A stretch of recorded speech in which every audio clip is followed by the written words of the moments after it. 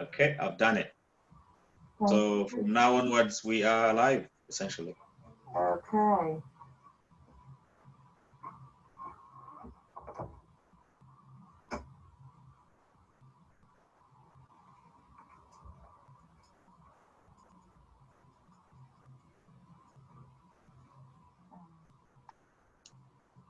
And as you can see, the attendees number is going up. Okay. Let me highlight my screen. Yeah. Yeah.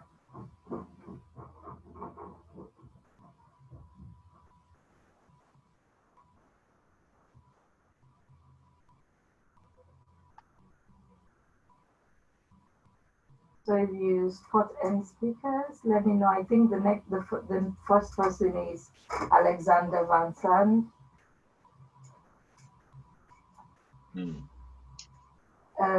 If at all we're missing anyone, probably we'll just go to the next person and then come back to them later. Is that okay, then?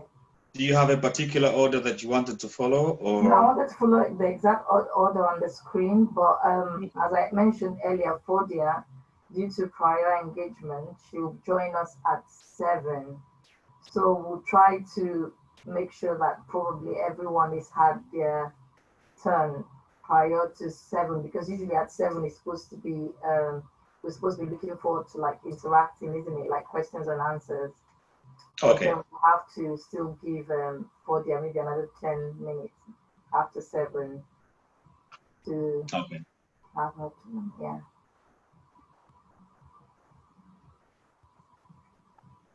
Okay.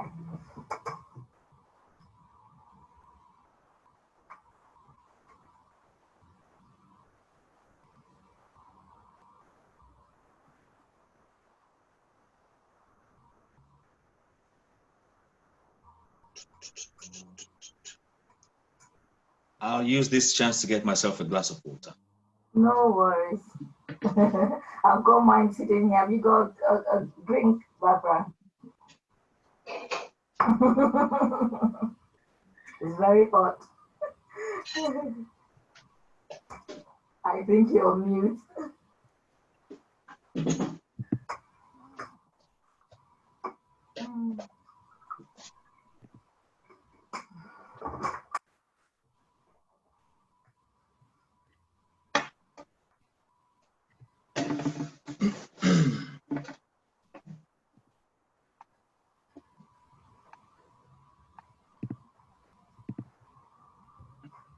Hi, Dr. Rochelle.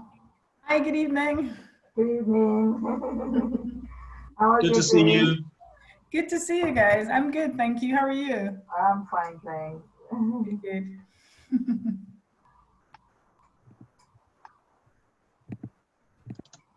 We're almost there. We're still waiting for a couple more speakers to come on. If not, I'll just start with you guys that obviously are on already. Is that okay? If I'm missing anyone, Rochelle and Barbara, Dr. Rochelle? Sorry, I didn't hear you. I didn't hear you very so well. I said if I would start with you guys, should in case it's time and we're missing any of the speakers while we wait for them to come on. Is that okay, Barbara, as well? Good, good.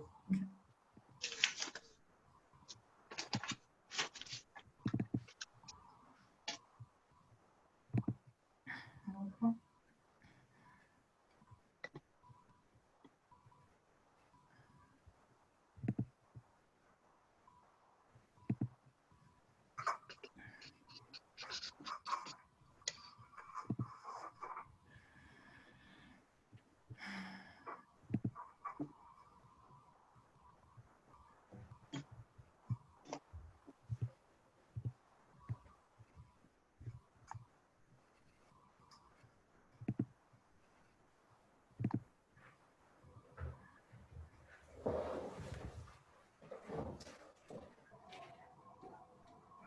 Okay.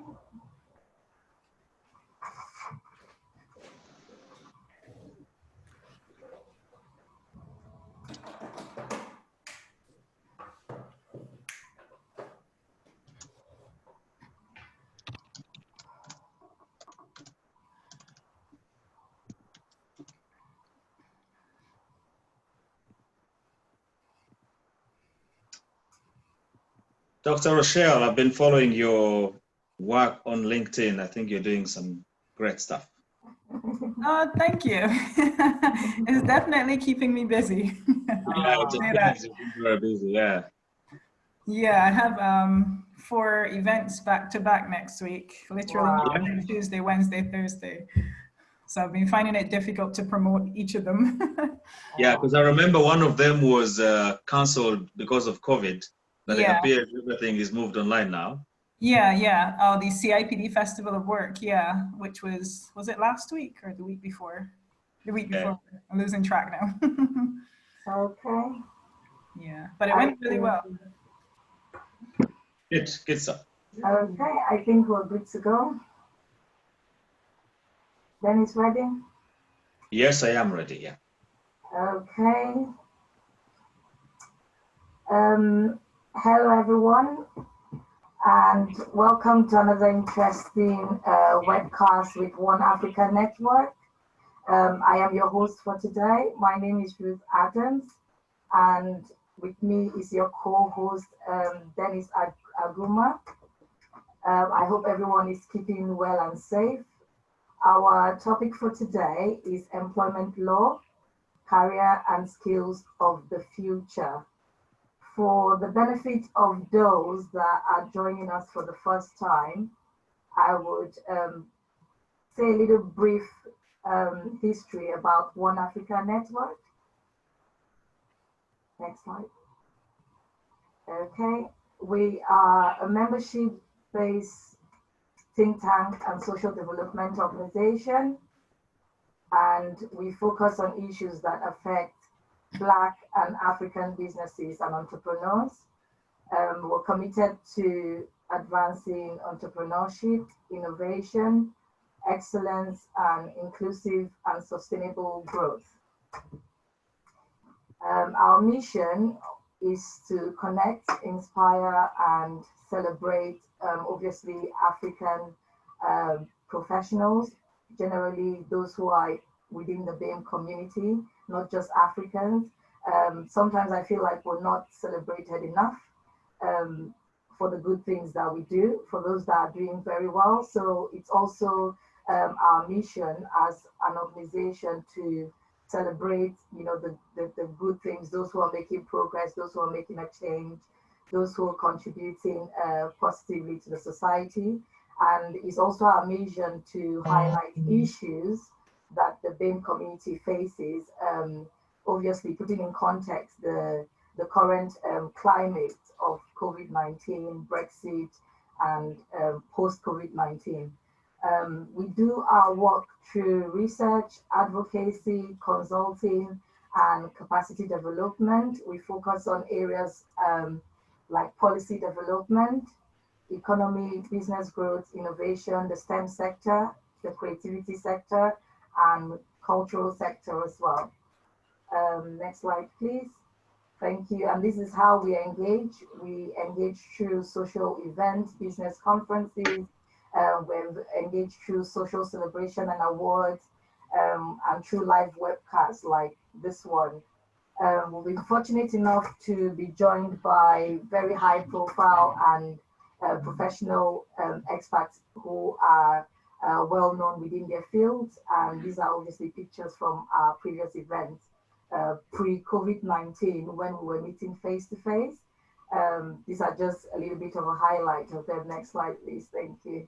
And the discussion for today is obviously employment law, career, and the skills of the future. I personally am looking forward to this topic because I believe today we have a wide range of experts and professionals in their own right who have very serious expertise and practical experience to share with us. And we're going to concentrate on topics around tackling unemployment in the UK. We're going to talk about skills to navigate the future of work.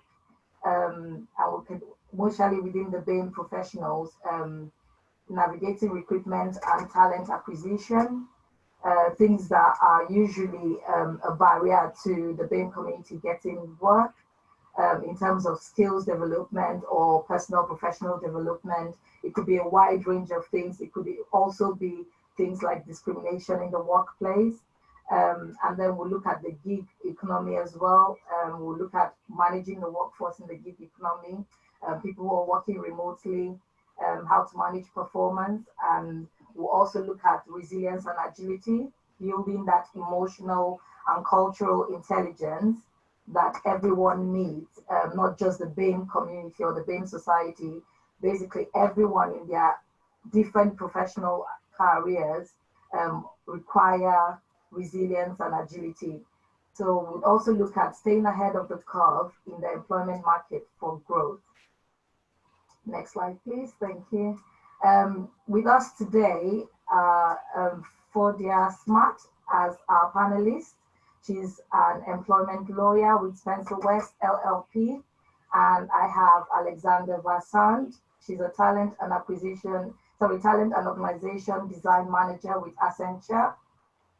And I have Dr. Rochelle Haynes. She's a senior lecturer with the University of West England in Bristol and the founder of Crowd Potential Consulting, and also Olaitan Ajimobi, who is a professional development specialist in career coach. Okay, and I've got Tonia Galati. She's a director and employability specialist with TG Consulting. And lastly, I've got Barbara Phillips. Okay, bear with me one moment.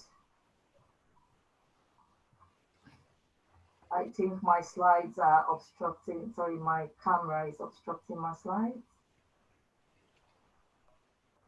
Okay, thank you. Next slide, please. I think the next slides are about the Q&A, so yeah, perhaps no, there are more slides, sorry, Dennis. there we go. Carry on to the next slide after the Q&A.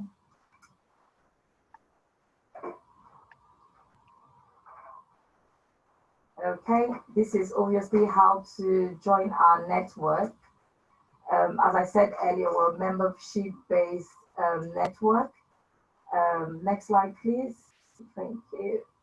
So how to get involved? You could become a member, you could participate in our events, or you could be a sponsor. These are different ways of getting involved with us. And we also have upcoming future events that you could sign up for via our website or Eventbrite.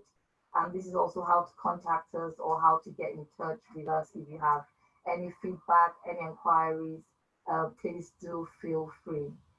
Thank you very much. Okay, so we'll just, without wasting any more of your time, I would want to just get on with the agenda for today. And I want to invite our first panelist, Alexandra Van Sant, who is a talent and organization design. Sorry, can I get that slide back up, please, Dennis? Sorry. Oh yeah, sorry about that. No worries. Okay, she's a talent and organization design manager with Accenture. Welcome, Alexandra. Thank you. Can you hear me? Yes. Okay, thank you.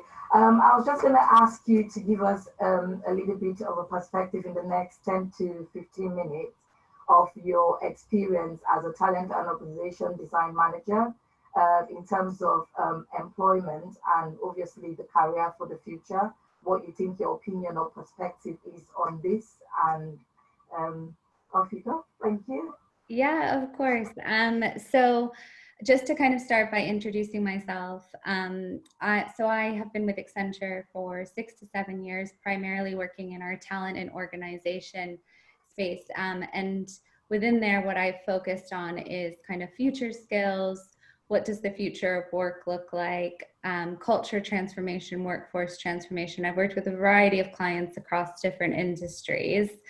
So I think for me, why this kind of topic is particularly interesting in the field that I work within is that it's really prompted a lot of clients to move in the space and organizations to move in the direction that we've been speaking to them about for a long time. So in terms of kind of ways of working and embracing new ways of working, new skills, having to move to a remote and working environment, something that a lot of our clients have been wanting to do for a long time, but actually have been forced into doing that now off of the back of COVID.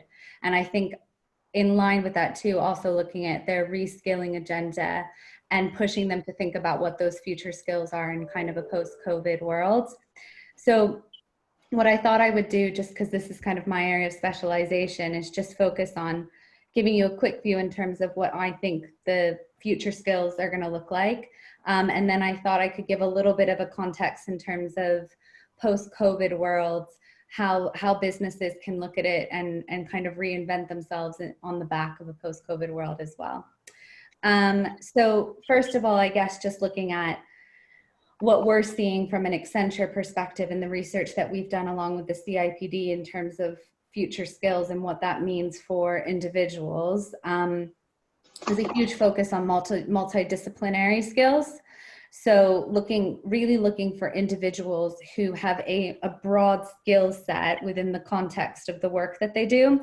So what I mean by that is typically previously where we saw highly analytical engineering roles, we're now seeing that there's an increasing prevalence for those skill sets to actually involve, empathy, creativity in those roles as well.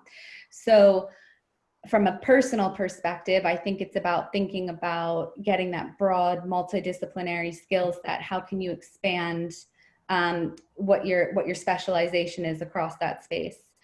Additionally, as always, there's always a constant prevalence on tech skills. And I think the best way to look at kind of which tech skills are the priority is to look at what are the emerging technologies. And just to kind of name some of them is augmented reality, AI, cybersecurity, computing, data. But I think the thing that we're really seeing and speaking to our clients about and trying to get them to understand is that you need people that not only have the tech skills, but also have the human skills. And I think also what we're seeing on the back of a COVID environment is that what's really becoming important is those transferable skills. Tech is changing so much. And on top of that, you've got the impact of COVID and what's that meaning for businesses and technologies. And rather than focusing on the tech skills, actually it's looking at how can you focus on those skills that regardless of what your specialization is, whether it's augmented reality or cybersecurity, are going to be important in whatever role you're doing. And that's things like problem solving, creativity, innovation, communication. And I think even more imperative in this environment is also around stress management as well. And that's managing your own stress, but also how do you manage the stress and well-being of the people that sit underneath you within the organization as well. I think what I wanted to kind of also touch on off the back of this as well is there's a responsibility for leaders and kind of what would I advise leaders to be doing when it comes to future skills as well. I think you've got to invest in the learning that sits behind this. I think a lot of our leaders see the importance of learning, but not necessarily investing in the development of their own people, but also the responsibility to develop society as well. So, and I think with that too, I guess I would encourage leaders, whether they're looking internally within their organization or doing it from a socially responsible perspective, to focus on cross-skilling. Rather than focus on, as I said before, silo skilling. So it's really about building that broad skill set. And I think also about closing that skills gap by focusing on what those transferable skills are as well.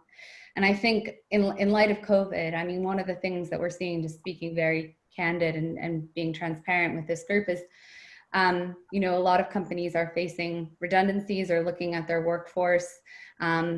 And I think it's about looking at identifying actually where are there transferable skill sets that as a society we can look at transferring those workers into a different industry that all of a sudden is seeing a lot of demand. So for example, in the travel industry, obviously that's been hit really quite significantly by COVID, but actually looking at airline workers and what skill sets do they have that are transferable to, for example, getting them into the retail space, working in grocery stores, and areas that we're starting to see more of a high demand and increase for workers. I guess, secondly, that's kind of my quick overview of skills, just briefly touching on what I think businesses can be doing as they look to reopen, restart their businesses in this space off the back of COVID. I think what I would encourage a lot of organizations to do is look at not how do they reopen their business, but how do they look at this as a new beginning to reinvent themselves. And I think you have to make a commitment as an organization to active reinvention. And I think there's kind of 5 areas that I will just highlight very high level. So I would say put people first, design spaces that work for your people. So maybe that's, enabling your people to work from home and be able to work and use the skills that they have. But also when you are able to use space again, what does that space look like? How are you maximizing on it? Solve in phases, commit to an elastic cost structure, and get future ready. So those are what I'd say, like kind of the 5 key focus areas that I would focus on. I'm conscious of time and that I've probably overspoke for my area. So I will hand back to you or to the next panelist, which is, I think, is Rochelle. Okay, thank you very much. Thank you very much. It's very interesting that you talked about, obviously, the need to be flexible in terms of, obviously, the new space in employment. And we can see the very high level of employment at the moment. I think the last statistics I looked at was about 15% higher than the national average, what we had before pre-COVID-19. And I'm just wondering, I'm just going to come back on you quickly. How do you think, say, for example, there are people within the employment space, that employment market or the job market, that would say, I'm not sure I really want to do that. Say, for example, I was recruited to do a different role. And then now, obviously, because of this flexibility you're talking about, my employer decides that, oh, they're going to change my role or put me towards, a different role that I didn't really sign up for. What would you say would be the best way to approach this between the employer and employees? Because this is a very fundamental, practical issue that is relevant to the current climate. Just quickly, before I let you go. So first of all, I'd say anyone that's in that situation, I empathize with. It's a difficult situation thinking that your role is going to be one thing and then being told that you have to do an entirely different role. It's frustrating, but also at times it can be scary as well, because you might feel like you don't have the skill set. What I would say to an employee who's in that situation is I would encourage them to look at their role and look at what skills, the new role that they're being asked to do, and look at what skills within that role do they want to focus on developing. So sometimes, for example, we asked a lot of our analysts who sit in our consulting work stream to actually end up working in call centers during COVID, supporting our clients in their call centers. Now, you thought you were going to be doing a more strategic consulting role, advising clients, and you've ended up working in a call center, which is a completely different skill set, or might appear to be that way. But I would say actually focus on what you're building there, which is you're building relationships with customers, which is what we do with clients. You're building strong communication skills. Working in a call center, particularly in this environment, involves you to have empathy, resilience, and to really drive connection with your customers. So I would say focus on the skills that are then going to be transferable or get you to where you want to be in a few years' time. And from an employment perspective, I think the most important thing with that is empathizing with your employee and showing that empathy and being open and honest when you're communicating. And I think communications is key and central to everything. So make sure that you're communicating frequently. And when you are asking employees to do something difficult, or if it's a difficult conversation, just be as open, honest, and transparent as you can be. Thank you very much, Alexandra. I guess there will be questions later down the line. And I encourage all participants to post their questions. My co-host, Dennis Aguma, will be kind enough to put it across towards the end of the webcast, so please do put your questions forward.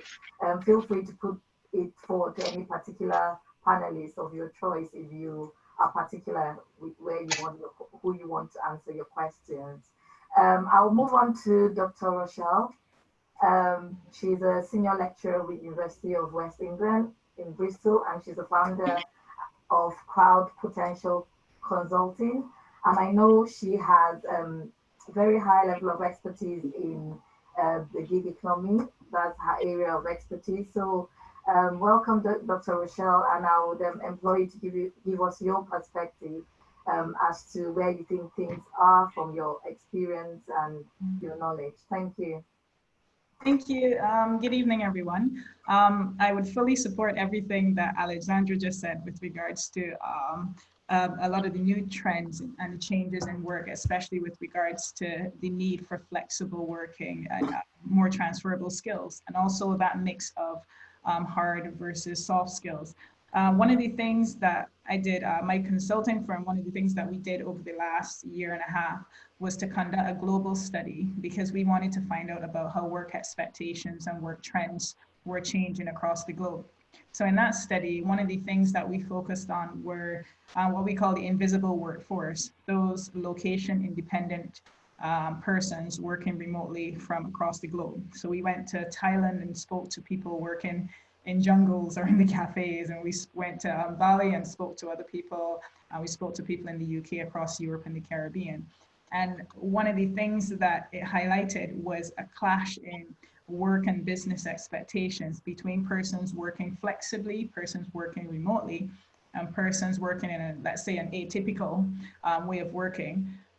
Their expectations of work differed significantly from the businesses that hired them. Right now, a lot of businesses are still very much concentrating on managing persons in the way that you would traditionally manage a full-time employee. And whereas work has moved online, what you're finding a lot of organizations struggling with the, let's say, the switch over, is because they're still trying to manage remotely in the way that they would within an office. Whereas in this context, it's definitely not normal remote working. So one of the things that we did after the results of our study, after it showed that a lot of businesses didn't have frameworks or mechanisms in place to manage a very mixed workforce or blended workforce. And what I mean by blended is that mix of full-time employees, part-time employees, online, offline employees, those who work independently and don't even see the company as their employer, but as a client. What we were interested in is what is the human capital management framework or practices that organizations would use to manage that mix. And what we found was that there was no collective agreement, but a lot of companies had more, let's say, sort of ad hoc ways of doing things. So we came up with what we call gig HR, which was a framework designed to manage a blended mix of employees. I'm not sure if I can share my screen with you, because Eugene had asked me to share. Yes, you can. Okay, so I can show you a quick picture of the framework. But of course, in the time that we have, I wouldn't be able to explain the full thing. I'm not sure if you can see my screen. Can you? Not yet. I'll share it now. Share screen. This will stop other screen sharing. Yes. So I'll go here first to the empty room. So what we came up based on the framework was that if you look on the side of the house, we called it the gig house. And basically this gig house represents the ultimate work experience, what companies are trying to achieve for not just the full-time employees, but all employees, all types of workers. So where it says gig shade to the left outside in that gray area, these were a list of issues that the companies were facing as a result of not managing that mix of workers properly and not catering for the new world of work or that new way of working. So issues with lack of clarity and lack of clarity of expectations, micromanagement, and you find that a lot within the remote working context, a lack of flexibility and not very clear guidelines. But also what we find in this space as well, and in the digital space, is that a lot of toxic behavior that, let's say, pre-existed in some organizations was also transferring into the digital space. So there's an issue with blame culture. We also found there was discrimination and so forth. So in our gig house, we built it, we have as a foundation here, the gig culture and where the company would set their organizational visions, values, behaviors, and so forth. And then we had 4 rooms where we called it rules, tools, skills, and thrills. Don't bite your tongue on that one. So I'm gonna skip to, I'm just gonna show a peek of the inside of those rooms, but we definitely don't have time to explain it all. But I can always, if anyone wants to follow up after, we do master classes and different things on the gig framework and how to implement it in companies. But what it identifies here is what type of protocols companies can put in place with regards to executing work in the most effective way when you're working with a team of both online and offline workers. What type of work, as Alexandra mentioned, very rightly mentioned, is when you're returning to work, the context in which people work has to change and needs reconsideration. So what's that new ideal work environment that would suit the various stakeholders that companies are working with?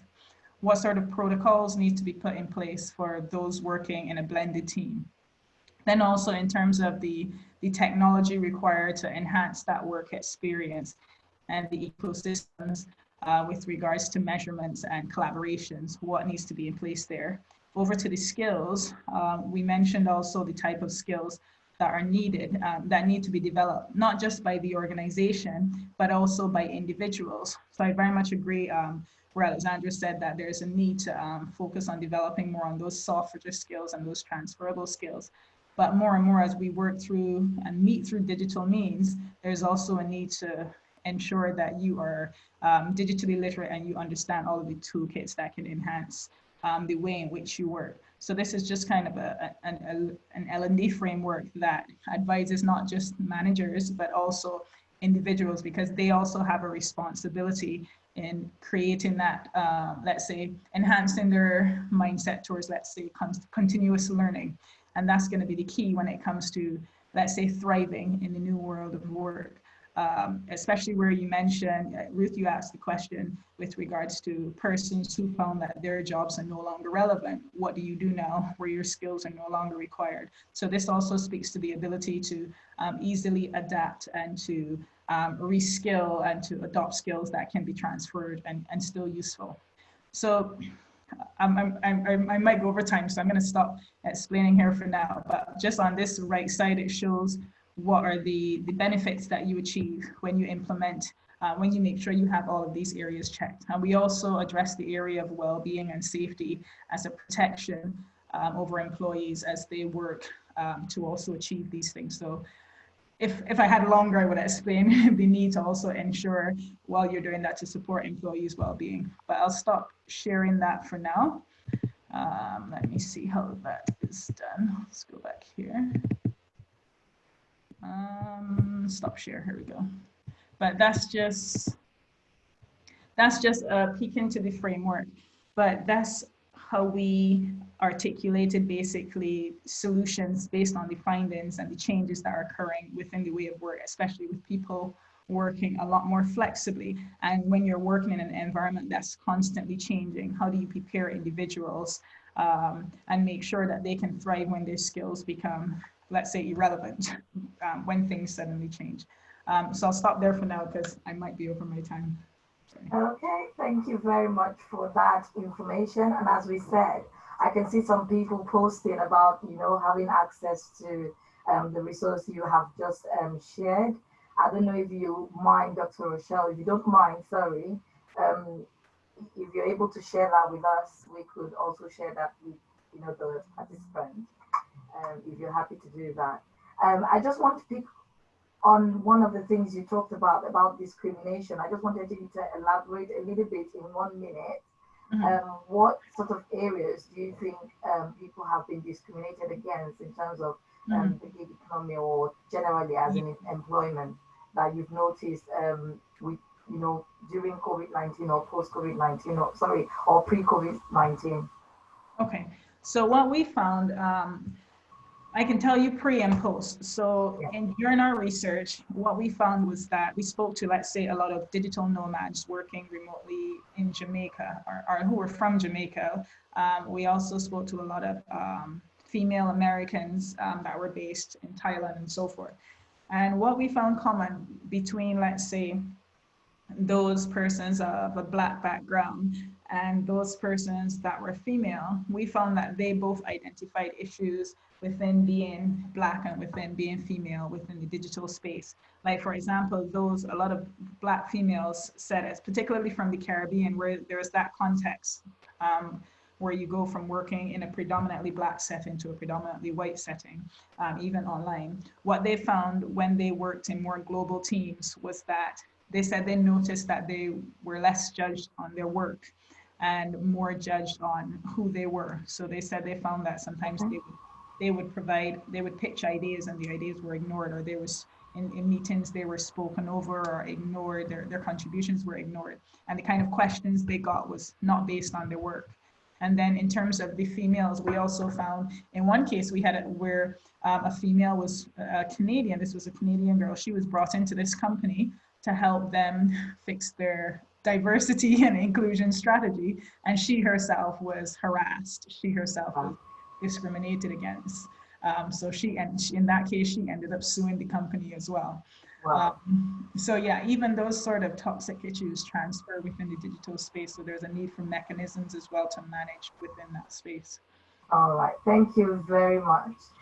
In the interest of time, I'm going to proceed and I'm going to invite Olaitan Ajimobi, who is a professional development specialist and career coach, to kind of give us his own perspective in terms of where he thinks the new skills for the future are and what his experience has been in the employment law environment. Hi, Olaitan. Hi there. Hi there. Thank you for having me. Firstly, just to say, insightful discussion so far. So thank you to Alexandra and Dr. Rochelle. Just a bit of a background on myself as an individual. So I am a career coach, a learning and development consultant, and I've had the privilege of working with professionals from different backgrounds over the years of being intentional with their career and really supporting them in the direction of really leading their own professional development. I'm also a qualified careers advisor as well. So I'm really looking forward to really talking about this topic to my understanding anyway. So my perspective is, so when I normally coach and speak to my clients, I always get them to almost think about it like a GPS or like some sort of a map. So when you're trying to determine where you're going to go in the future, just like you're using a sat nav, you would obviously need to type, or it will automatically work out where you are coming from or where you are currently. So if you're going to map out the future, it's important to understand where we are, the current climate, economic conditions at the moment.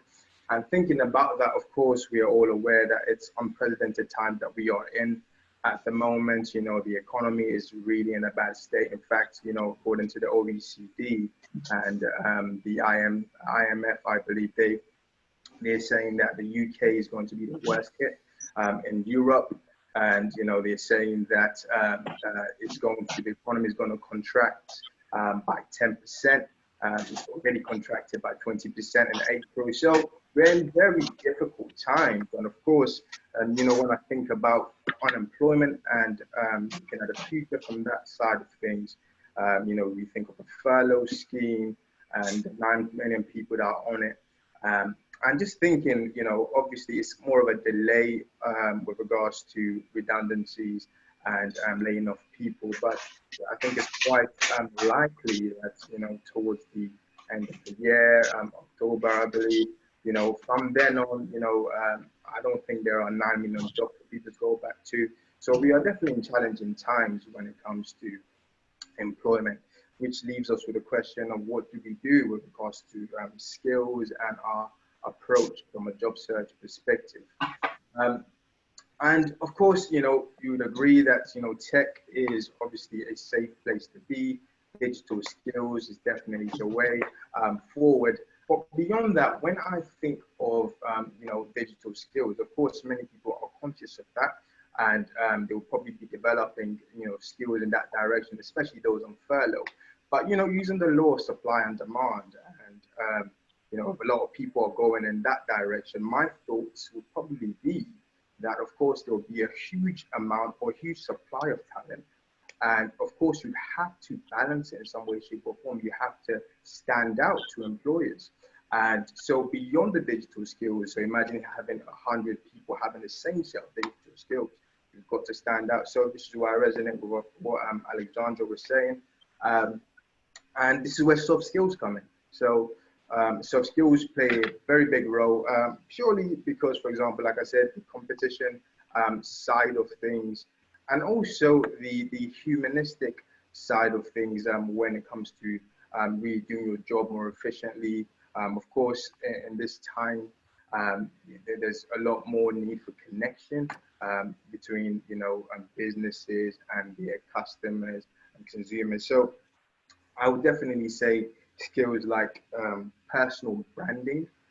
So when it comes to soft skills, it's so important. When I say personal branding, I mean really how you communicate your value, how you package yourself. I think Alexandra was talking about transferable skills. So transferable skills, you've got to be able to package yourself in a way that appeals to your audience, appeals to the potential employers. And these are skills that really require a lot of intention. And this is something that really needs to be put into play when it comes to and really making progress in the future. Adaptability is also another one. And when I say adaptability, it's a bit different from flexibility, even though both of them are needed. Flexibility, from my point of view, is you using something you already know, a skill that you're already aware of, using it in a situation or a different situation that you're already used to. But adapting and adaptation is you using essentially probably a skill that you know or a skill that you don't know in an unknown and unfamiliar situation. And that skill is really going to be important moving forward. You know, it's going to be really important to employers, that I think, for potential candidates to be able to leave the old world, because we'll never go back to how it used to be. And of course, you know, things are changing, things will change. And, you know, the way we used to work is different. And it's important that people come out of that and totally embrace the new way of working. So adaptability is so important. Emotional intelligence, I think, you know, sorry, Dr. Rochelle and Alexandra mentioned the same thing as well. So emotional intelligence is so crucial from a personal perspective, and also when it comes to dealing with other people. Of course, you know, businesses will look to keep their customers, keep their clients in this time. So the emotional intelligence is really important, to be able to balance and label your own emotions, which is emotional literacy, being able to label it so that you can think more clearly and ultimately affect your decisions better. So the more you can process your emotions, the clearer you think, and the more effective your decisions will probably be. And ultimately, that's an important skill, especially in this time where there's a lot of uncertainty, and even moving forward from there. Because I wouldn't say that this is the last pandemic we'll probably see in a few years from now. There's a lot more that could potentially happen. So it's just getting used to uncertainty, and that skill is so important in this time. I think someone also mentioned resilience. Resilience is key, building that muscle. And the reason why I'm specifying and really honing on the importance of soft skills is because I think generally it takes a bit longer to learn such skills than, you know, than certain technical skills. You can go on a course and learn, you know, a particular new skill or new technical way of doing things, or some sort of digital kind of skill set. But the soft skill is really is what's going to really make people stand out, and really balancing both of them together is really going to help people move ahead in this time. Now, in rounding up, beyond the skills and being intentional about our careers, I think the action steps that people should take in this time is really just reflection, and that's another skill that I think is really lacking, in a lot of people, and it's something that we all need to adopt. And when it comes to skill set for the future and also moving forward, that's the reflection side of things, personal reflection. And when I say that, I mean in this time, reflecting on value. For example, we all know that we get paid for what we are bringing to the table. We get paid not for our time, we get paid for our value. So the question is, how valuable are the skills I'm bringing to the table in my organization? So really analyzing from a personal perspective, actions, steps wise. So we've got tools and frameworks like the SWOT analysis. Now, even though that's simple and a lot of people know that, but is a common practice. So really sitting down and analyzing if you're on furlough or if you are, kind of at risk with your job, which is possible. Just sitting down and reflecting, really writing down your strengths, your weaknesses, opportunities, and threats. So really, what skill sets do you have that potentially could attract opportunities in the near future? And when assessing opportunities, really being on top of the market, and for example, right now on Reed, you'd be surprised to know that most of the jobs and vacancies are actually in education. Okay, so really analyzing from that point of view. Of course, tech is there, but majority of the vacancies are from education sector, health, of course, and social work, and of course, tech. So really analyzing from that side of things, and also analyzing your industry as well as your company. So the company you're currently in or potentially going to be joining, you don't want to start a job and then, end up leaving that job or having to, put yourself in a position where you might, be let go in 2-3 months. Analyzing and really assessing the position of your current employer or your future employer or your industry. And what comes to mind when I think of that is the pestle analysis. This is something I always recommend to clients as well. You might have heard of it. So P is really analyzing external factors and how they can affect yourself, affect your business, affect your company, affect the industry. So analyzing what political factors could affect, analyzing what economical factors. So that's what P and E, and S is social, analyzing what social factors could affect the industry, the company that you're working for. Sorry, Olaitan, you've got 1 minute. Sorry. Okay, no, it's totally fine. So technical and technological, of course, a lot of companies are embracing technology in this time. So really analyzing on that side of things from a legal point of view and environmental as well. So reflection is going to play a big role, and just reflecting on your skill set and how you can move forward in that area.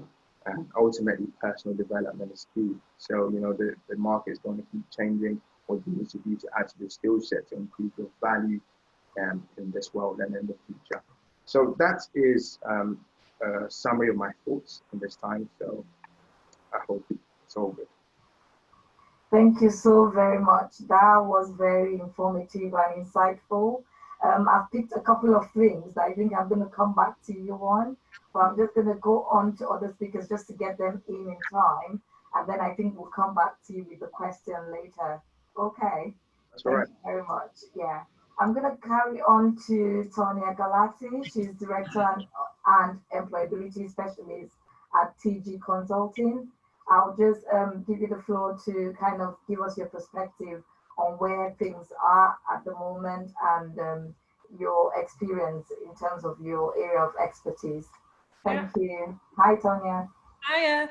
Thanks very much, and thanks for inviting me along to the session. So just as a brief overview in terms of my area of focus and my background. So I've worked across higher education and professional bodies for the last 14 years. So my focus is mainly early talent and students who have just gone into university and are also transitioning into graduate employment. So as you can probably imagine, it's understandably quite a bit of unrest at the moment amongst the early talent area, both because of the impact of COVID-19 on social mobility, but also because of the focus on Black Lives Matter. So a significant amount of work that we're doing at the moment is around helping to rebuild confidence and aspirations on campus, and particularly those students that feel isolated or like they don't belong. So we're doing quite a significant around confidence building. In terms of future skills and kind of what the industry will be looking for from graduates, again, I'm not going to repeat everything that the other speakers have said, but it is around data, artificial intelligence and cybersecurity, lots around engineering and cloud computing, sales, marketing, obviously developing new content. Everybody's now kind of virtual, and it's kind of how long can people just sit in Zoom meetings? You know, how can you make content engaging and exciting? And in terms of kind of skills, it's very much thinking about being able to adapt to different situations and work through a change culture, but also in terms of, you know, you're part of a team, so how do you make yourself present while not being present, basically, rather than kind of being completely absent and kind of out of mind. And it's also around being digitally savvy. So obviously kind of the new generation that are coming out of university have been born into technology, whereas actually what we're seeing is kind of those at mid-level and upwards that are looking at changing career, there is a bit of a lack of confidence around the fact that they don't feel that they have the digital skills, or they're not at the level of digital awareness that they feel they need to be. We know that accounting as a sector has done masses of great stuff around becoming digital, and actually particularly within the SME sector there's loads of great practices that have kind of become digital, and they've actually been able to really thrive in the pandemic. But I guess in the interest of time, and there's no point repeating what everybody else has said, I think it is really important at any stages of your careers is to think about being open-minded in terms of the sectors and the industries that you choose to align to. So previously, I guess we had the luxury of saying, right, I want to stay in the FMCG sector and I'm going to do finance. Whereas actually now it's about being a bit more open-minded and thinking about actually what sectors, what roles could you potentially transition into, and what are the skills that you could use to do that. And I think that would just open up the breadth of opportunities. But I know we're pushed for time, so I'll stop there for now.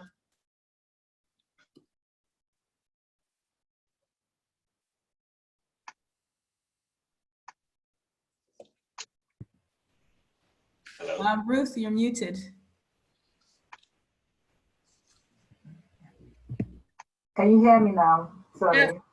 Yeah. Thank you very much, Tonia, sorry.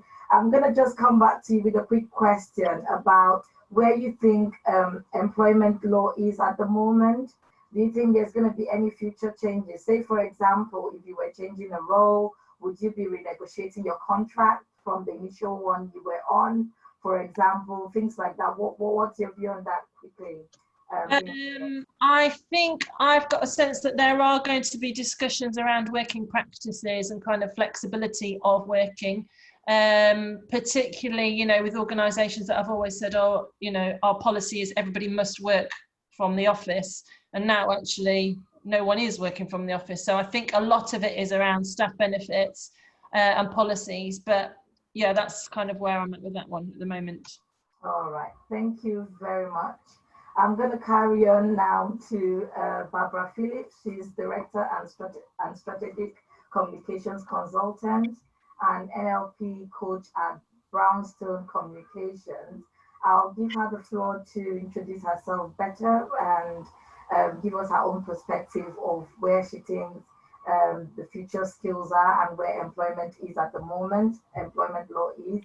And then secondly, for example, where you think the BIM community is being impacted on. Hi, Barbara. Thank you. Hi there. Thank you for giving me this space. I'm just going to try and share my screen if I can. So let me try and do this.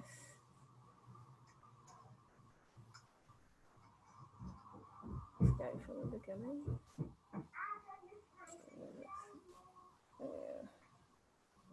Let me just take you over the slideshow. Okay, can everybody see that? Yeah. Yes, we can see the screen. Okay, great. Do you want to maximize it, please? Yeah, that's what I'm trying to. I'm just trying, but yeah, and like the screen. Hold on. Yeah. It slides down. Yeah, no, on the bottom right. Put it in the slide. That one. That should do it. Okay. There you go. Great. Thank you so much for that. So yes, skills for the future. I focus mainly on change, transformation, and I do a lot of one-to-one coaching.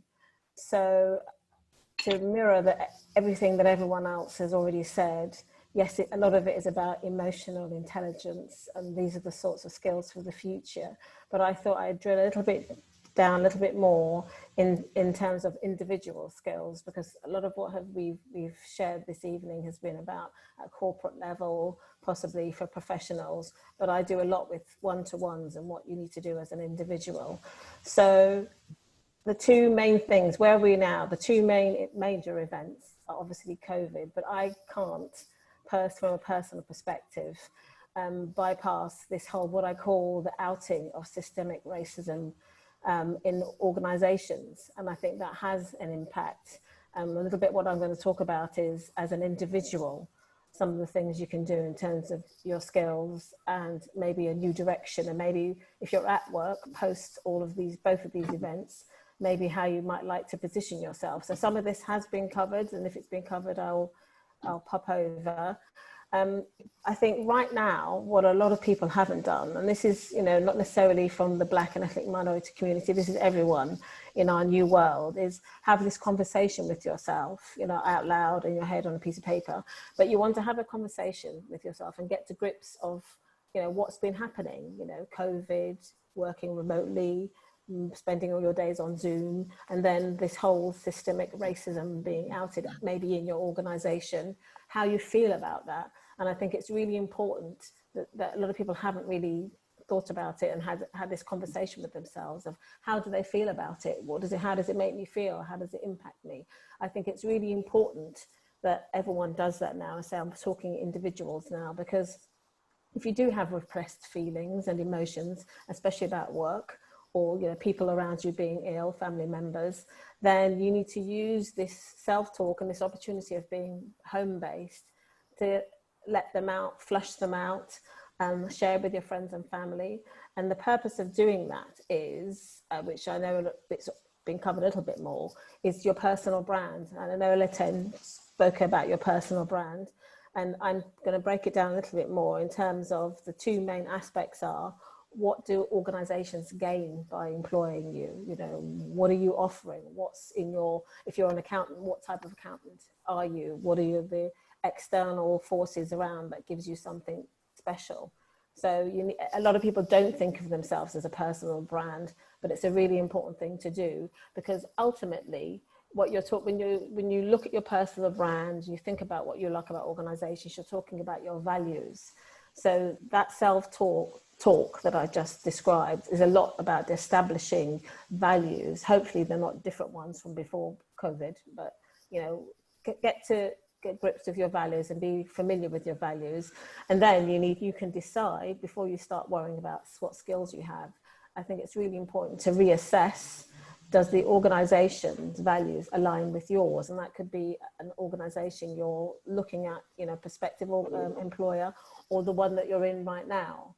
So I think your personal brand and looking at yourself as a brand and thinking, I'm applying for this role, what do they gain by employing me, is a good exercise, as is making sure that your values, which you just explored when you're having a self-talk or talking to your family, that aligns, the organization aligns with yours.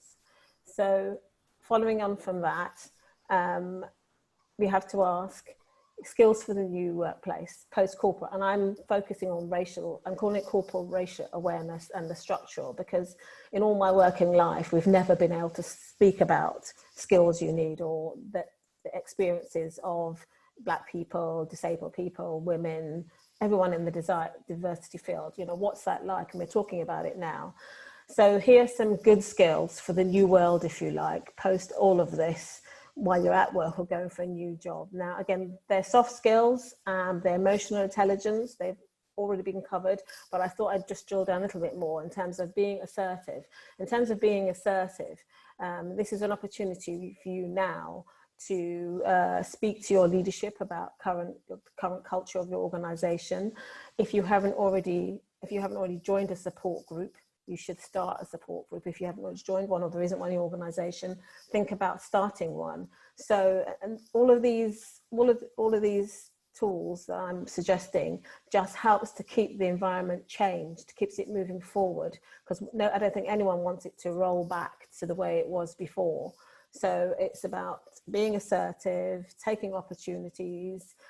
Second is listening skills, which again, we all have, but active listening and really listening. And that starts with listening to yourself, listening to accessing your feelings about how you feel about the way you're working. Do you want to go back into an office? Do you want to stay remote? Do you want to stay, you know, working from home? Listening to yourself, and then being assertive and listening to what's happening in your organization. I think it's really important to listen to what's happening in your organization now, the change. Are jobs going? Are different ones being created? Are people being made redundant? Just listen and absorb, and then take that back to yourself and really figure out what do you want from that. And to do this, clearly you'll need confidence. So confidence is an old one. A really, really short, quick exercise, because people will say, yeah, confidence, easy. If you're not if you're not feeling very confident right now, a really quick exercise is to go back to any event in your life where you felt really good and motivated and powerful and confident, and just sit and think about, you know, what was happening at the time. Did you have your favorite outfit on? You know, were you baking? Whatever it is now, go back and revisit that event and draw the confidence from there. So every time you have interactions, you know, you are confident. Another person, because these are all personal tools, is personal impact. And usually when I coach somebody on personal impact, it's face to face, but kind of we're living our life on Zoom right now.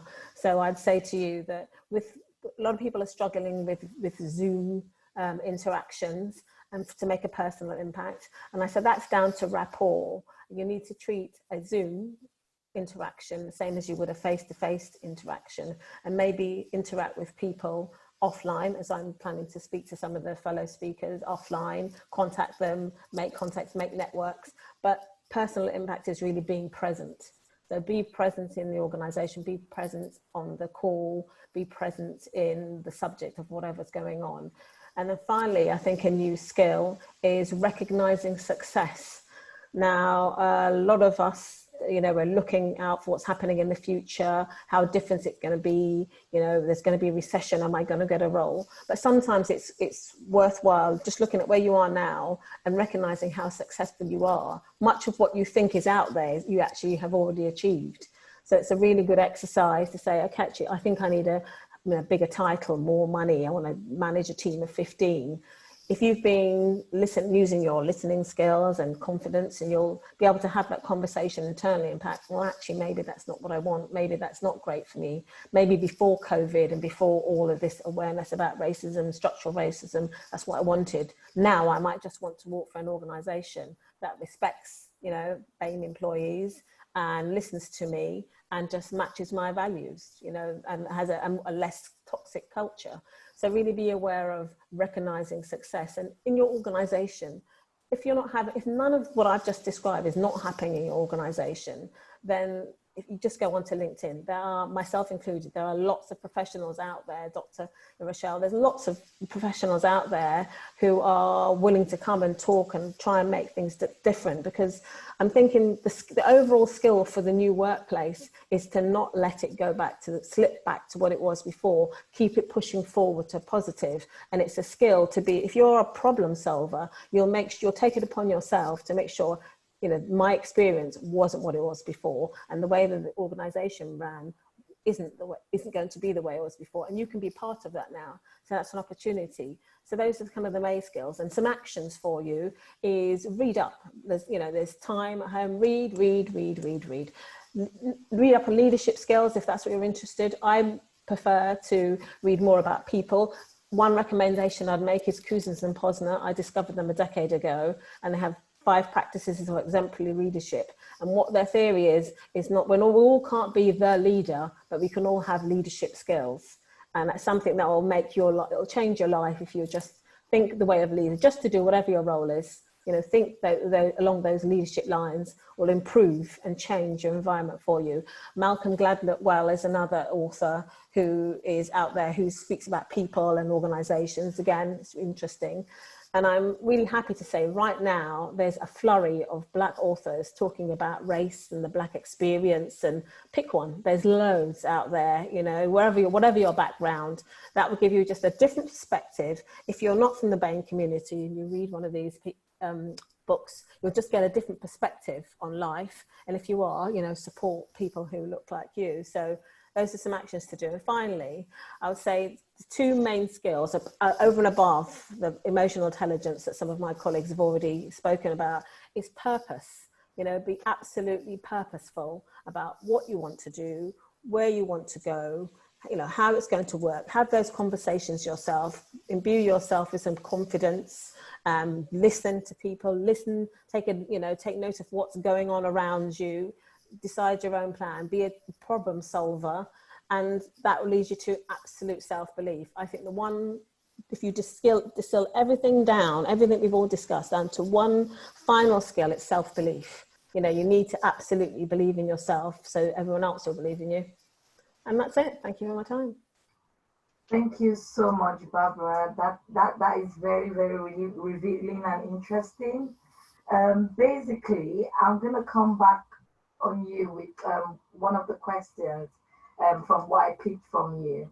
Basically, you talked about being assertive, being confident, and within the Black community or the ethnic minority, most especially the Black community, when you exhibit some of these characteristics you're talking about, it comes across in a different way. So I don't know what the experience is from other panelists.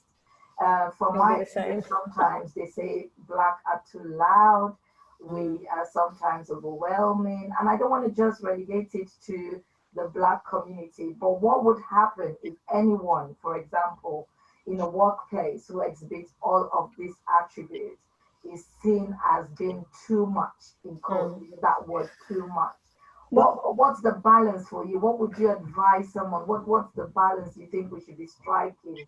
What's the balance between being too confident or, just confident enough, or being assertive and being too much?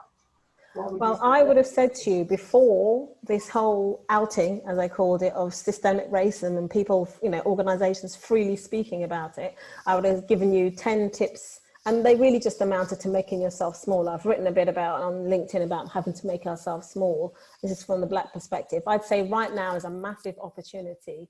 Everybody should. This is one of the only time, all the time I've worked, you can go and have those conversations with leaders and managers in organizations. Everybody is listening. This is why I say, steal yourself first, be clear in your mind what you want, be clear what you want, listen to what they have to say. But I think now is a really safe, if you like, time to have those conversations about the culture.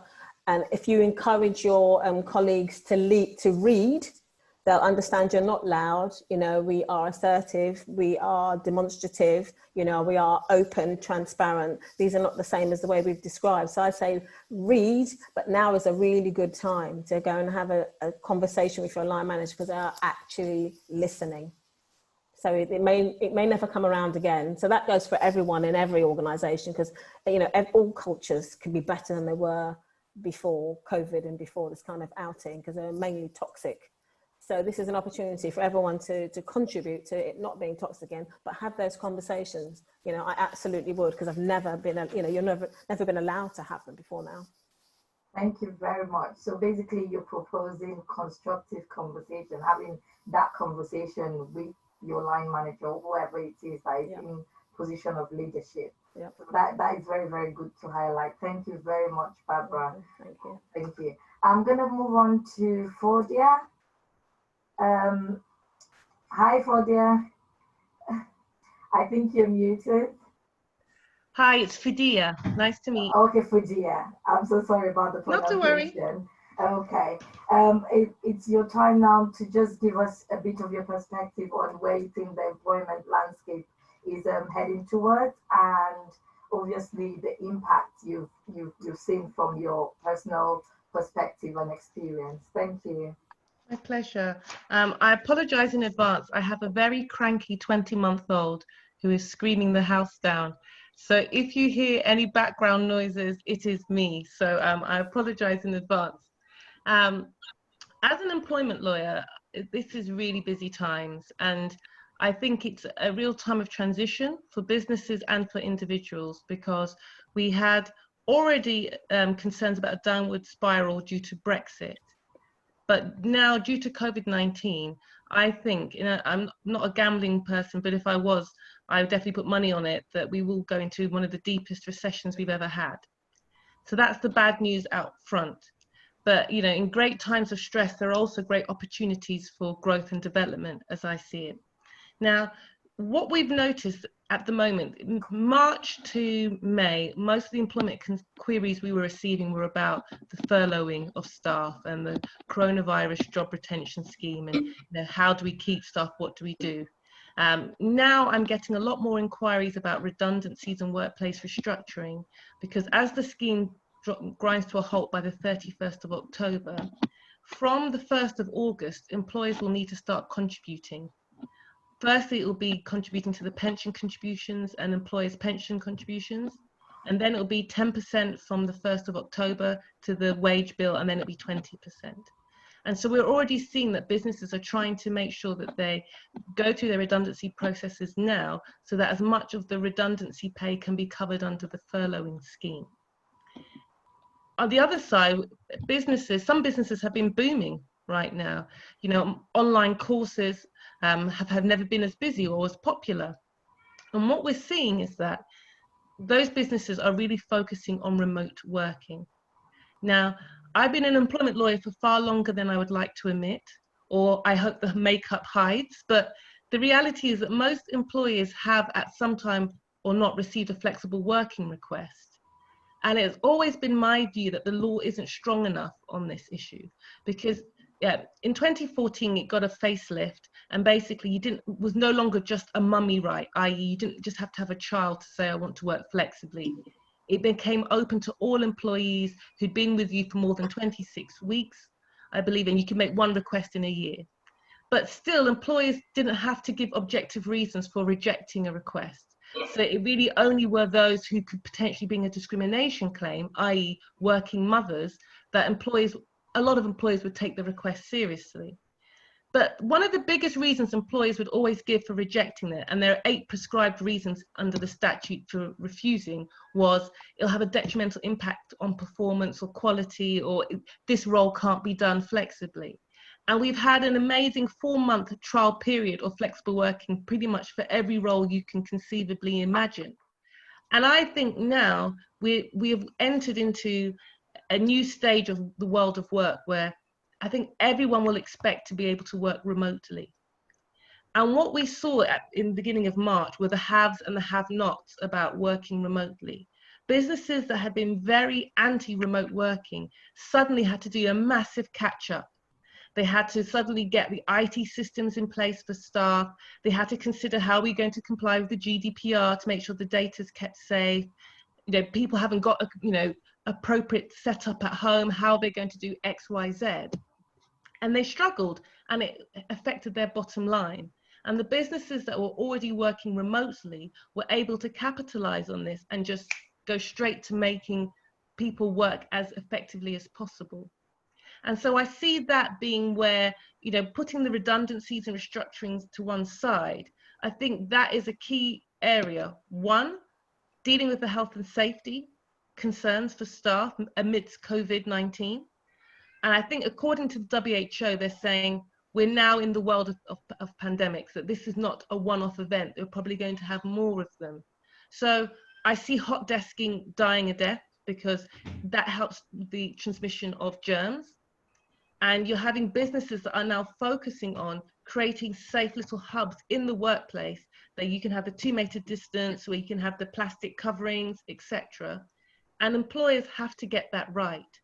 When Boris Johnson announced the 10th of June about returning to work, he said where home working is possible, that should be done. If not, then they established 8 different government guides about different workplaces and ensuring health and safety, as well as a 5-step guide for all employers, i.e. making sure you can provide antibacterial and make sure you've got hand washing facilities, adhering to the 2 meters social distancing as far as possible. I think a lot of businesses, as they start trying to bring staff back to work, they'll have to make sure that they can comply with that. Because under the Employment Rights Act, an employee can refuse to return to work if it could cause, they believe there's a serious and imminent danger to their health and safety. So I suspect we'll see a lot more health and safety claims brought, and also whistleblowing claims. What if you find out that your company is using budget hand sanitizer that got off the back of a lorry that is not meant to be fit for purpose, or that the 2-meter distancing isn't being put in properly? I can see that being a fertile area for the employment tribunals to grapple with. And that will involve employers ensuring they have decent policies and procedures in place to address those complaints. Because on one hand, you have businesses that are desperate to try and get back to a sense of normality. But doing cheap cuts on how you ensure the health and safety of your workplace is dangerous, not only because they can report you to the health and safety executive, but discrimination and whistleblowing claims are the more expensive claims to defend and the more damaging ones for your reputation. Now, even how an employer manages the return to work is going to be a fertile area potentially for litigation, because unfortunately the statistics have shown, I think, that Black people are 4 times more likely to contract and then have serious health ramifications from COVID than their white counterparts. And I think with Asian employees, I think it's twice as likely. That raises a whole host of issues. Could all your Black staff say, I don't feel safe to return to work? Now, I don't think that that would necessarily wash, but the cases like Belly, who was the transport worker who died after somebody coughed at her, highlight the risks for employers if they don't deal with those concerns adequately. Not only discrimination claims, but personal injury claims. Dealing with staff who may be pregnant, who may not want to return, or those with childcare commitments where the schools are still closed. If you insist all staff have to return, that will negatively impact the older people who are more likely to contract the disease, those who might have some physical susceptibility and therefore might be disabled under the purposes of law, those from a BAME background, and personally I hate the term BAME, but that could be a whole different talk, but just for the purposes of this, so that you can see that every angle of return to work is rife with complexity, because this furloughing scheme that the government brought in never existed before. It's completely new law. And I had to spend the day trying to figure out how to translate that with holiday pay and restrictive covenants and XYZ. And to be honest with you, most employment lawyers have been flying by the seat of their pants. And that is because the government have changed the guidance almost on a weekly basis, because they had to come out with a law to try and deal with the fact that if staff, if companies couldn't pay staff, you would have probably anarchy. You know, I think they said 8 million people were under the scheme or something ridiculous like that. If the government hadn't backrolled the economy, we would have seen real civil unrest, I believe. And I don't think that's an exaggeration. And so everything it normally takes maybe 2 years for legislation to hit the statute books. They did this in weeks. So of course it's going to be full of, you know, none of the I's were dotted and none of the T's were crossed. Sorry, Fudia, you got 2 minutes. And Okay. the only other thing I would say, and I'm just looking at one of the things I wanted to share, was I think that as remote working becomes the norm, we will have to start looking at making sure homes are fit for purpose. Because a lot of people, normally when they're home workers, an employer will do a risk assessment. But everybody went working from home without any such things done because we had to make those decisions in minutes. Again, companies now, as this becomes the new normal, will have to be ensuring that their staff, where they work, is adequate, that they're able to maintain their data protection, not leaving laptops open with personal information available. And they'll have to also make sure that, you know, people might start requesting some of their electricity bills and things like that to be covered, because as everybody suddenly starts working from home, home is no longer just a place of relaxation, it's now a place of work, and accordingly, employers need to ensure that they are fit for purpose. Now, I know that's a lot of information to take in a very short period of time, but obviously I'm here for the next 15 or so minutes to answer any questions anyone has. Thank you. Thank you very much for your contribution and your perspective to the conversation. And please, my apologies if I pronounce your name again wrong. Not to worry. That's fine. I just want to pick on one of the things you said about remote working. I think it's only fair to say that at the moment, obviously, we're in uncharted territory. So even the government, as everyone would, acknowledge or accept, they're still working through all these policies and all these changes. So we're not going to take it too personal to say, oh, the government needs to do this or my employer needs to do this. I would assume that there's supposed to be a bit of patience on our side as probably employees moving forward to let all of these things come into place. But it's very interesting that you raised the issue of remote working. How do you think, just maybe with your mystic mirror or something, look and say, how do you think employers could put all of these things in place? How do you think they can even enforce it? Because it's different to have the policies, but the enforcement is a whole lot different. So how do you think they could probably, say, for example, look at health and safety in your home? Would they be coming into my home to probably look at my office at home? Well, these are really good questions. I think what the underpinning is trust. Employers who have good employee engagement, good relationships with their staff will fare better with this.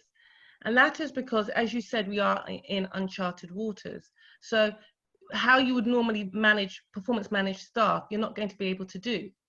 And I think that's how it's going to work in practice is that employers are going to have to engage with their staff. There's going to have to be proper dialogue about what their expectations are from your role, having some real KPIs that are easy to manage and to look at, and that the staff understand exactly what is expected from them and the deadlines so that you can adequately review performance, for example.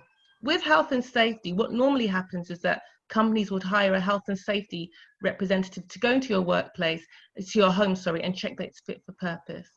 Until that's going to, people's bubbles start to be burst with regards to the pandemic, a lot of that's going to have to be done over the telephone. And probably employers giving information to staff about making sure that your desk is as ergonomically friendly as possible, making sure that you've kept, wires, etc. in place, making sure, for example, I told a friend of mine, because I was on the FaceTime with her and I could see she hadn't Control-Alt-deleted and locked her computer, and I could potentially see that. If you've got people you share a house with, that could be a breach under the GDPR. So it's going to be really about having the necessary policies in place, and obviously that's a plug for us employment lawyers to get some work, but then also making sure you have the appropriate dialogue with the staff so they understand what the intent is behind it, so that they won't feel that you're using this later as a stick to beat them. Because as you said, when everything's happy, people can take things on trust. If your employer then taps you on the shoulder and says, I'm sorry, we're going to have to make you redundant, all that goodwill you might have had will suddenly disappear, and you'll be saying, you didn't do this, you didn't do that, you didn't do this. So it's trust, communication, and clarity, I would say, will be the three key things for remote working. Thanks a lot for that. I'm going to quickly, because I'm expecting that there'll be some questions from the participants, I'm going to quickly touch base with our co-host Dennis Aguma to just see if the participants have any pressing questions before I come back to yourselves, if that's okay. Over to you, Dennis. Yeah, there was one question. By the way, fantastic submissions by everyone. The breadth and variety of contributions from law to I'm finding them very fascinating. There was one question by Sarah Ajimobi, and I think this one is for Olaitan. What advice would you give people to do now to thrive and succeed in their careers? But while you're answering that, one of the other challenges that has come up a lot in the discussions we've had as One Africa Network was that even prior to COVID-19, the mental health was a big issue within the Black and ethnic minority community. And with the lockdown, that situation has not helped with everything else that is going on in terms of following schemes and people being under all this pressure. Hello? Jay? Yes, with all the pressures, mental health and well-being is a big issue, certainly for HR professionals. I wondered whether the panelists had anything to say in terms of, one, how can our people help themselves in these situations, or what should they be asking their employers to do with regards to mental health challenges that might come as a result of working from home, which is going to be the new normal, basically. Okay, so shall I go first, yeah? Yes, please. Awesome stuff. So to the question that was asked, it's pretty much what I talked about, but to really go into it in a bit more detail, personal branding is so key, especially in this time. And when I say personal branding, again, it's really the image you portray. Many times, you know, when we talk about self-awareness, the image that we want to portray at work is often different from what other people see, so what your employers see. And, you know, studies show that a lot of times during performance appraisal, people tend to be shocked by what the managers tend to perceive compared to what they think they're doing performance-wise. So, you know, thinking about self-awareness and personal branding, asking, how do I want to present myself, you know, to my workplace, to the wider network on LinkedIn, and compare that to how do people actually see you? How do people actually take whatever you bring, or, you know, how is your presence generally? So really aligning that is a major thing in thriving, I think, you know, in the you know, future of work. And always reflecting, we talked a bit about reflecting, always reflecting on your value. Again, like I said, we get paid not for our time, but the value that we bring to the workplace, and constantly bringing value at every single time, because value today could be different from value tomorrow and next year. So always assessing what is currently needed in the current marketplace and how can I contribute that on a regular basis, and really developing yourself with that in mind. So that's what I would definitely recommend. Okay, thank you very much. Is any one of our panelists wanting to contribute quickly to what? Yeah, go on, Barbara. I would say that it's a little bit, it's those points, but what we don't do, especially with work, is think about happiness. And the two things we devalue, if you like, at work is happiness and kindness. And I think if you do a bit of that self-introspection about what you have, and do a bit of, there's lots of information on the internet about being grateful. And I think lots of ways to keep strong in your mental health is centering about what you have, what you've managed to achieve, what you've achieved so far, and being, you know, happy and grateful about those. I'm not saying, you know, that even if you're having a terrible time, you should think it's wonderful, but just using those as building blocks. And that's how you keep yourself centered. And also, especially in relation to work, remember it's work. You know, there's life outside of work. There's lots of things going on outside of work. Even if you live alone, there might be hobbies where you live, your family. Remember, it's work, because as I'm sure everyone on this panel will tell you, you know, if God forbid you drop down dead tomorrow, they've got somebody to fill your role within a week. So remember that it's a job and it's a function. And even though you have friends and it's fantastic, but remember, make it, you know, give it a proportionate amount of time and attention. And remember, there's other things outside that helps you with the balance of, you know, keeping yourself well at work. Certainly, that's all I wanted to say. Awesome. Just to add to that from a mental health perspective, I mentioned briefly during my talk about the importance of emotional literacy. That's a word, that is a phrase that I recently came to terms with. But you know, people talk about emotional intelligence, but if you look into emotional literacy, I think the idea of it is really labeling your thoughts and labeling the emotions that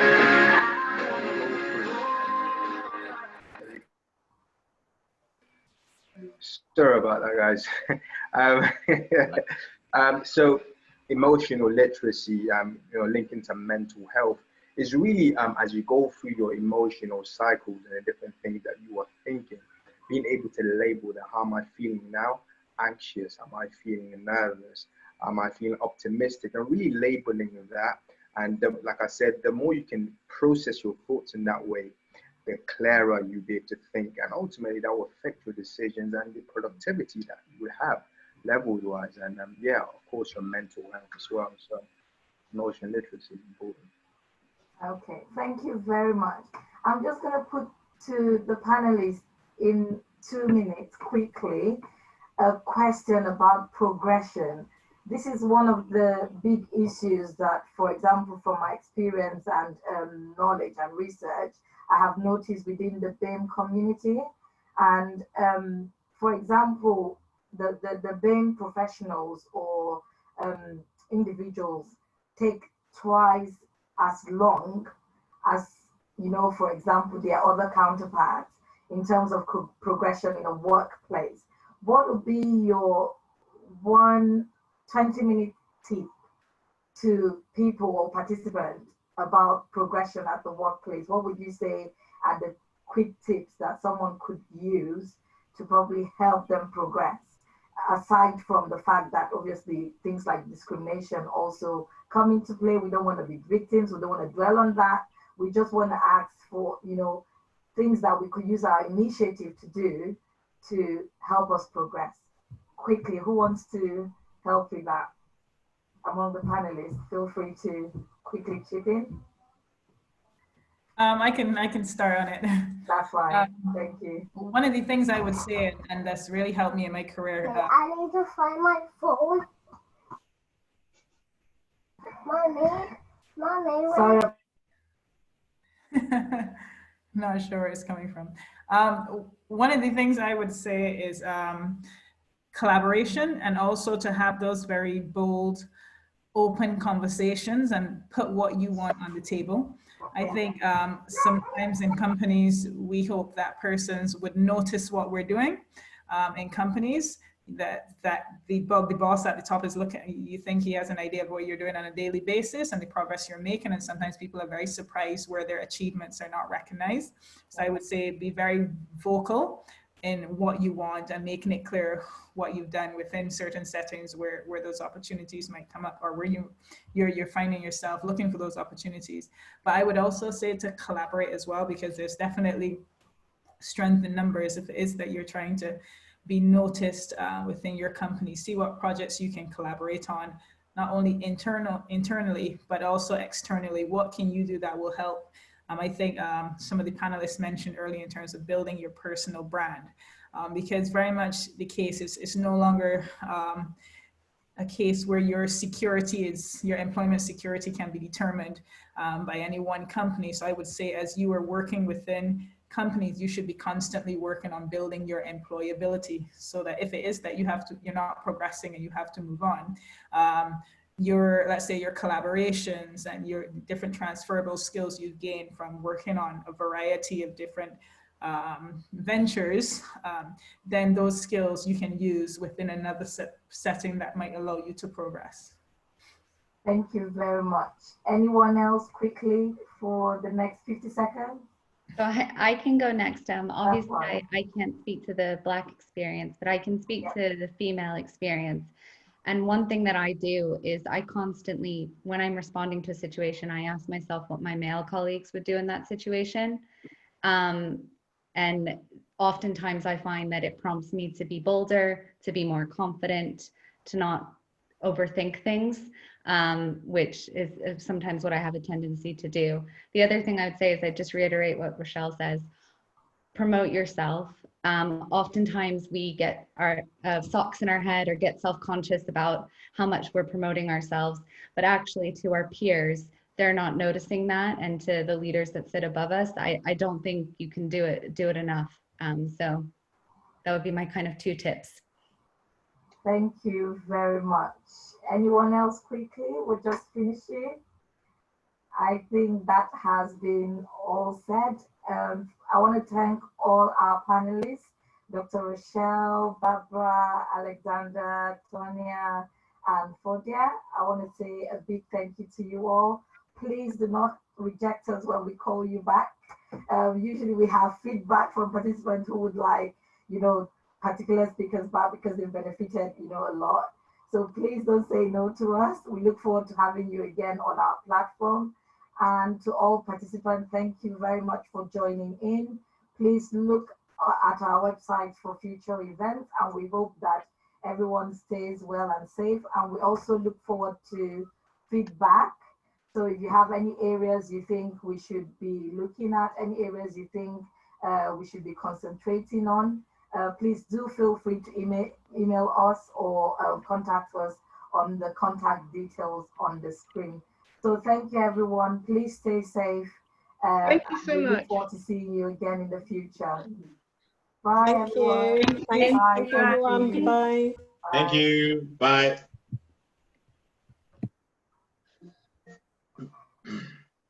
This is a reminder. Drink warm water.